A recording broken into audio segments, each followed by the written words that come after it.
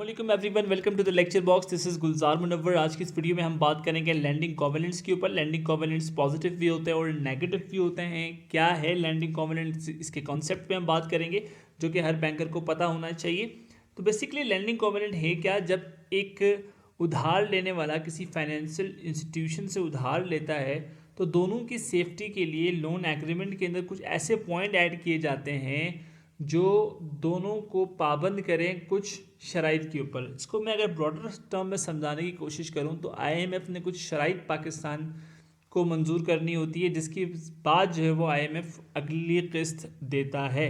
वो शराइत क्यों रखी जाती है? ताकि पाकिस्तान इस काबिल हो सके कि वो लोन को वापस रिटर्न कर सके। इसी तरह जब फाइनेंशियल इंस्टीट्यूशन के पास कोई इंडिविजुअल आता है तो उस इंडिविजुअल के लोन की रिक्वायरमेंट को तो वो फुलफ़िल करता है, लेकिन उसकी रिकवरी भी उसे फुलफ़िल करवानी होती है। तो उसके लिए कुछ शराइत, कुछ आउटलाइंस लोन एग्रीमेंट के ऊपर लिखे जाते हैं। एक दफ़ा डेफिनेशन पढ़ लेते हैं लैंडिंग कॉवेनेंट की। So the landing covenants are legal stipulation, यानी legal changes in a loan agreement that outline what a borrower, यानी उधार लेने वाला can and can not do during the life of the loan. 5 साल का loan है, 10 साल का लोन है, उस दौरान बोरोवर क्या कर सकता है और क्या नहीं कर सकता है। They are designed to protect both the lender, यानी उधार देने वाला यानी बैंक या financial institution, and the borrower जो उधार ले रहा है। अब हम इसको पढ़ेंगे अपने नोट्स से। तो जनाब लैंडिंग कॉवेनेंट की आपके पास मेन हेडिंग है, डेफिनेशन हम पढ़ चुके हैं। डेफिनेशन अब दोबारा पढ़ना चाहें पढ़ लीजिएगा, यहाँ कुछ डिफरेंट डेफिनेशन है लेकिन कॉन्सेप्ट आपका क्लियर है। आगे बढ़ते हैं जनाब। तो इसमें दो तरह के कॉवेनेंट्स हैं, एक अफर्मेटिव कॉवेनेंट है, आप स्क्रीन पे देख सकते हैं, एक नेगेटिव कॉवेनेंट है। इन दोनों का डिफरेंट क्या है जनाब? डिफरेंस ये है, अफर्मेटिव कॉवेनेंट्स मोस्टली आपके एसओपी का पार्ट होता है, मोस्टली लोन एग्रीमेंट्स का पार्ट होता है, जबकि नेगेटिव कॉवेनेंट्स जो हैं वो कुछ वजूहात की बिना पर ऐड किए जाते हैं जहाँ पे बोरोवर को हमें मज़ीद रिस्ट्रिक्ट करना हो। जैसे आईएमएफ पाकिस्तान पे जो नई नई शराइत लगा रहा है, ये क्या है? ये नेगेटिव कॉवेनेंट की एग्जाम्पल है। जबकि अफर्मेटिव कॉवेनेंट वही कॉवेनेंट्स हैं, यानी वो रूल्स हैं जो कि आम तौर पे तमाम लोन के एग्रीमेंट्स के अंदर आप ऐड कर सकते हो। अफर्मेटिव कॉवेनेंट क्या क्या हो सकती हैं जनाब Ali? Provision of the financial information, ठीक है, आपको अपने कंपनी की, जो कंपनी उधार लेने आई है उसको अपनी फाइनेंशियल इन्फॉर्मेशन देनी होगी, जाहिर सी बात है, ताकि लैंड जो उधार दे रहा है वो उस चीज़ को असेस कर सके कि क्या यार इसको हम उधार दे भी सकते हैं, हमारे पैसे रिकवर होंगे भी या नहीं। ठीक है, तो इसके अंदर पहली हेडिंग आप देख सकते हैं provision of the financial information. उसके अंदर बहुत सारी चीज़ें हैं, वो आप खुद पढ़ लीजिएगा। मैं इतना इन डेप्थ इसलिए नहीं जा रहा क्योंकि मैं कॉन्सेप्ट पे थोड़ा फोकस करना चाह रहा हूँ। अगर हम डिटेल में जाएंगे तो वीडियो बहुत ज़्यादा लेंथी हो जाएगी, आपको कॉन्सेप्ट क्लियर होना चाहिए। Provision of the financial information हो गया। Second, payment of interest as it falls due. ठीक है जनाब वाली, पेमेंट ऑफ इंटरेस्ट वो किस तरह से करेगा, किस तरह से वो उसको रिटर्न करेगा। Capital repayment to be made on the loan. ठीक है जनाब वाली, कैपिटल में से किस तरह से रीपेमेंट होगी, उन सब चीज़ों की असेसमेंट जो है वो सारी जो शेड्यूलिंग जिसको हम कहते हैं ना, लोन हम देते हैं तो उसके एक शेड्यूल बना के देते हैं कि भाई कैपिटल किस तरह रिटर्न आएगा और उसके ऊपर जो रेंटल इनकम या इंटरेस्ट जो है वो किस किस तरह से किस में आप बनाएंगे। तो दूसरे तीसरे पॉइंट में ये चीज़ समझाई गई है। तो इसको आसान अल्फाज में अगर समझाऊँ तो जैसे ऑटो लोन अगर आप देते हैं किसी कस्टमर को तो वो एक शेड्यूल बना के देते हैं ना, तो उसमें दो चीज़ें होती हैं।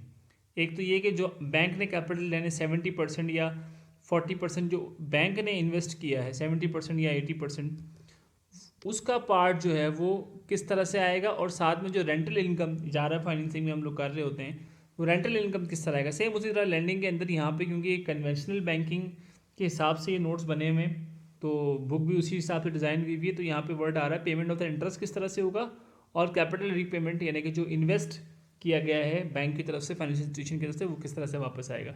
Adherence to the certain ratios उसके अंदर लिखी हुई होनी चाहिए, यानी कि जो उधार ले रहा है बोरोवर वो किस किस तरह से अपने डिफरेंट रेशियोज़ को गेन करेगा। जैसे हमने अपने पुराने लेक्चर्स में करंट रेशियो के ऊपर बात की है कि करंट एसेट की क्या कैपेबिलिटी है कि वो फ़ौरन से पे कर सके। ठीक है जनाब अली, इसी तरह गियरिंग रेशियो पे बात की थी कि डेब्ट का क्या रेशियो होगा, डेब्ट को पे कर सकता है नहीं कर सकता है। तो वो सारे रेशियोज़ एनालाइज करने होंगे और उसके स्टैंडर्ड पॉइंट्स आपको बताए जाएंगे बैंक की तरफ से, फाइनेंशियल इंस्टीट्यूशन की तरफ से, कि भाई आपने इस पॉइंट पे रखना है अपने इन रेशियोज़ को मेंटेन, ताकि आप अपने लोन को या उधार को रीपे कर सको ईजिली। अब हम बात करते हैं नेगेटिव कॉवेनेंट की। ठीक है, नेगेटिव कॉवेनेंट मैंने आपको इसका कॉन्सेप्ट भी बता दिया। लेंडर अपनी मर्जी से पाबंदी लगाए जो एथिकल नहीं है, ठीक है एथिकल नहीं, जैसे IMF पाकिस्तान पे लगाया जा रहा है, ठीक है, लेकिन क्या करें जी, आप पैसे टाइम पे नहीं देते तो हमें ये नेगेटिव कॉवेनेंट्स लगाने पड़ते हैं। इसी तरह नेगेटिव कॉवेनेंट्स लैंडिंग के अंदर कब लगते हैं, जब आपको एक तो किस्तें लेट हो गई है कस्टमर की तरफ से, तो अब आप नेगेटिव कॉवेनेंट लगाना शुरू कर दोगे, नए लोन एग्रीमेंट पे से में जो अमेंडमेंट्स है उस पर साइन करवाने चले जाओगे आप, ठीक है। अब उसमें क्या किया, मिसाल के तौर पे लिमिट द अमाउंट ऑफ डेप्ट the business can take on, ठीक है। अगली दफ़ा आप उधार लेने आओगे, या आपको हमने उधार की 6 किस्तें दी हैं, बाकी की 2 किस्तें हमने रोक दी, ठीक है, लिमिटेशन लगा दी। रिस्ट्रिक्शन ऑन डिविडेंड पेड, आप डिविडेंड नहीं पे कर सकते अपने कस्टमर्स को आगे। Limit provision on asset disposable, तो इसमें कुछ भी हो सकता है, आप इसको पढ़ लीजिएगा, इतना कोई हार्ड एंड फास्ट कॉन्सेप्ट नहीं है। इसके अलावा भी पॉइंट्स हो सकते हैं, डिपेंड करता है सिचुएशन पे, ठीक है जी। अब हम बात करते हैं आगे ब्रीच ऑफ कॉवेनेंट। अगर एक बोरोवर कॉवेनेंट को ब्रीच करता है तो उसका क्या इम्पैक्ट आता है, ये पॉजिटिव कॉवेनेंट और नेगेटिव कॉवेनेंट में से किसी कॉवेनेंट को अगर वो ब्रीच करता है तो उसका रिजल्ट क्या आता है। तो जनाब ब्रीच ऑफ कॉवेनेंट का रिजल्ट आपके स्क्रीन पे लिखा हुआ है जनाब Ali. Breach of covenant can lead to the following, negotiate a repricing of the loan. कोई कॉवेनेंट ब्रीच हो रहा है, टाइम पे पेमेंट नहीं आ रही है, तो भाई रीप्राइसिंग ऑफ द लोन भी हो सकता है।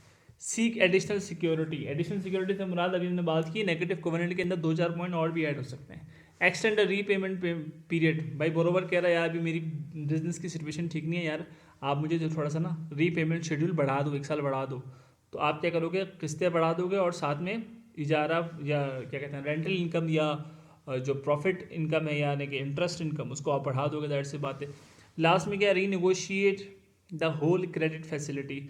ये भी हो सकता है कि भाई आप एक काम करें, मैं भी तो इस वक्त सिचुएशन में नहीं हूँ कि मैं आपको ये इंस्टॉलमेंट मंथली दे सकूँ, मैं ये कर सकता हूँ, तो आपको पूरी क्रेडिट फैसिलिटी में भी चेंज करनी पड़े, तो डिपेंड करता है सिचुएशन के ऊपर। आई होप कि आपको कोवेनेंट का कॉन्सेप्ट क्लियर हो गया होगा। मज़ीद आप कुछ ऐड करना चाहे तो लाजमी कीजिएगा कमेंट में।